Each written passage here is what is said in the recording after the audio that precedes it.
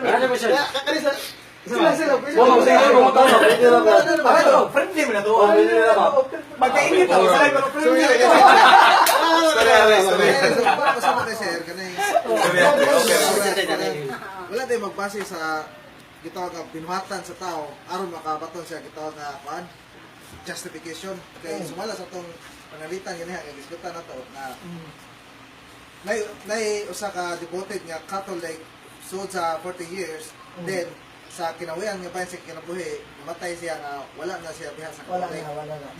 Nga apoy gitawag to nga 40 years nga atheist ya sa kinabupusan sa kinabuhi Nidawat sa Ginoo.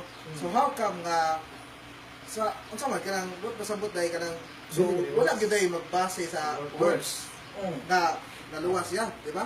Sumala pa sa imong quote nga verse gani sa Luke, ingon ka, it is by faith. Pilagi sa pagtuo gyapon.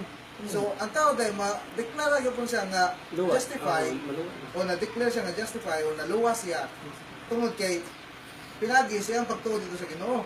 Do you remember siya sa atong kita nga atong mom na siya nga panlitan ng Israel no ba? Atong kawatan og siwan, so dimas og siwan mo tayo sa kanan. So yan to nga sa diyang ang nasa wala po no nagbugal-bugal sa Ginoo nga ang dire sa tuo niyon sa Ginoo nga oh kuan kanang luwasa ako, yung dumi ako. Sa diyang mabalik na ikaw sa imong kuan sa kuan yan sa Yan si Cristo nga. So, yan ba?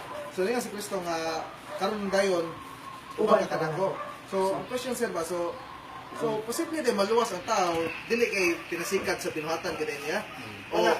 My answer is that sa pagtuo. the exception to the rule is not the rule itself. Every law has an exception. Katulad ni tayo, ano siya? Act of faith na lang yun.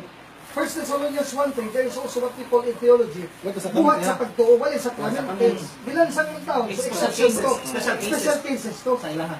Saan mo na? Manako yan doon na bro. Ano bitong mag-istorya ng bro?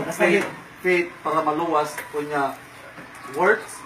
Akan namong words gud nga tong isultian gud. Maong gud na ay posible mahitabo nga makamulat ka sa Ginoo. Akan ang faith mo na nagpaduol nimo sa Ginoo. Kana imong faith, model diyan ta magdepende. Kung ang imong faith true teaching ba sa Ginoo or wala sa teaching sa Ginoo, di na ta aga na ato mo nga argumental mag words out, words makaluwas kay buhat siya. Dili mo sa maukod sa iyo sa idea. Aga nang words mao na hinungdan nganong kita mahimulag ka sa grasya. Kaya kita gud ang ato agad basta napay balawad, basta napay Ginoo magbuhat kita ato. So di sa inungdan aron ba sa Ginoo? Aga na imong buhat, dili na sa hinungdan nga maluwas ka, wala ko tuo sa dana. Wa ko mo tuwa ang ako pagbuhat sa Dili man buhat. sa words justification.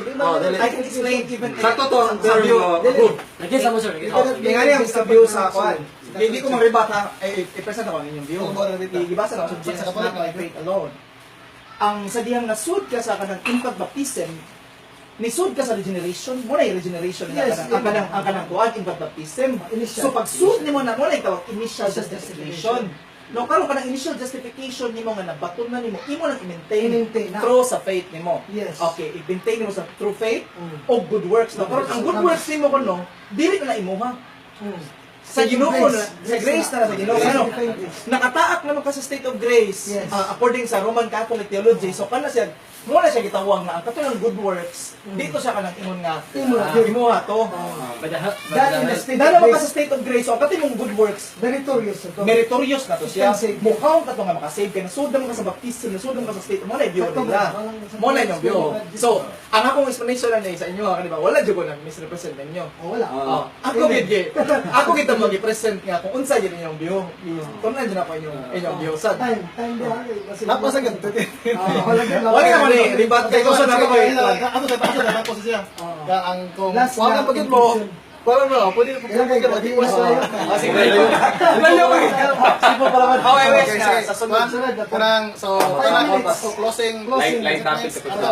5 minutes. 5 minutes ato hatag ni Alvin Gitamundok. Mag-start na karon. Thank you very much. Kaya sa tukod nga lang sa gutom-gutom lang. Kaya gawin talang ba? Kasi, tini, hindi lang tas conclusion. Again, I would like to point out that ako lang itong i-conduct sa nagtatapong sa mga kanina. Mark 1:1-2. The person of Jesus Christ as Redeemer and Savior, mo ginaakos. of justification, redemption, and salvation. Pero di na ni Christian sa iyang gospel of the kingdom, Mark 1:13-14, the same chapter of Mark. Kaya ang kingdom, mao na ang church, Matthew 16:18-19, given the keys of the kingdom of heaven, kingdom din, the gospel of the kingdom.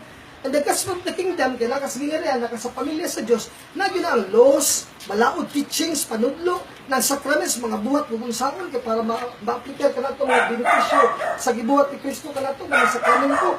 So, complete to it, not disjointed.